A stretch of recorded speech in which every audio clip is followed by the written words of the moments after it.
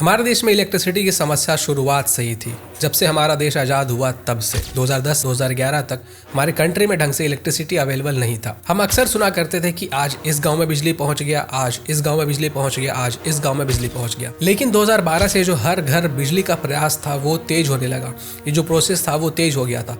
और 2014-2015 आते आते ये जो प्रोसेस था वो ऑलमोस्ट कंप्लीट हो चुका था। अब हमारे देश के अंदर ऑलमोस्ट सारे घरों में बिजली पहुंच चुकी थी। और अब तक हम लोग सिर्फ बिजली को घर तक पहुंचाने के ऊपर फोकस नहीं कर रहे थे, हम फोकस कर रहे थे कि बिजली को हम लोग कैसे बचाएं और इसके साथ साथ अलग अलग तरीकों से हम लोग बिजली को कैसे प्रोड्यूस करें। हमने रिन्यूएबल एनर्जी और ग्रीन एनर्जी के ऊपर फोकस करना शुरू किया ताकि इस इलेक्ट्रिसिटी प्रोडक्शन के कारण हमारे इन्वायरमेंट को किसी भी तरीके का नुकसान ना हो। 10 साल पहले भारत सरकार ने जवाहरलाल नेहरू राष्ट्रीय सौर मिशन की शुरुआत की।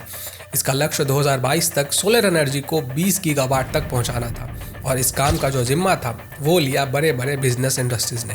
हमारे देश के अंदर जो कंपनीज थी, जो इंडस्ट्रीज थे, उन्होंने सोलर पावर प्लांट लगाए, बहुत बड़े बड़े विंड मिल्स लगाए ताकि ग्रीन एनर्जी का प्रोडक्शन किया जा सके।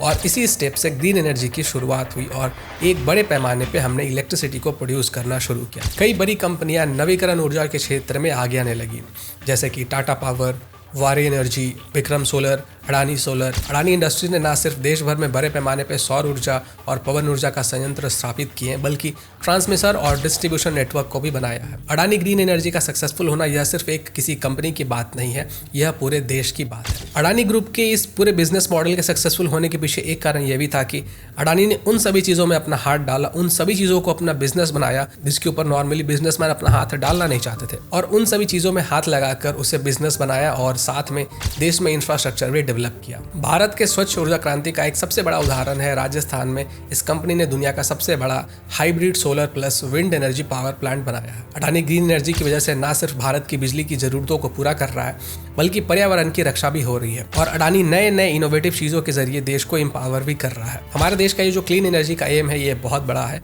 2030 तक हमारे कंट्री के जो हाफ इलेक्ट्रिसिटी का प्रोडक्शन है, ये जो नए एनर्जी सोर्सेज हैं उससे पूरा करने का लक्ष्य रखा गया है। इसके साथ साथ हमारा देश 2070 तक नेट जीरो एमिशन वाला कंट्री बन चुका होगा।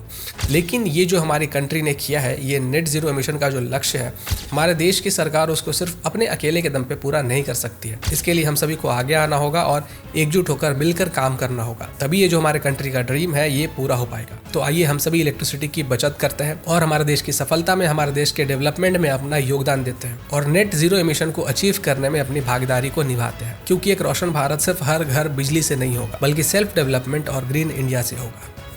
जय हिंद।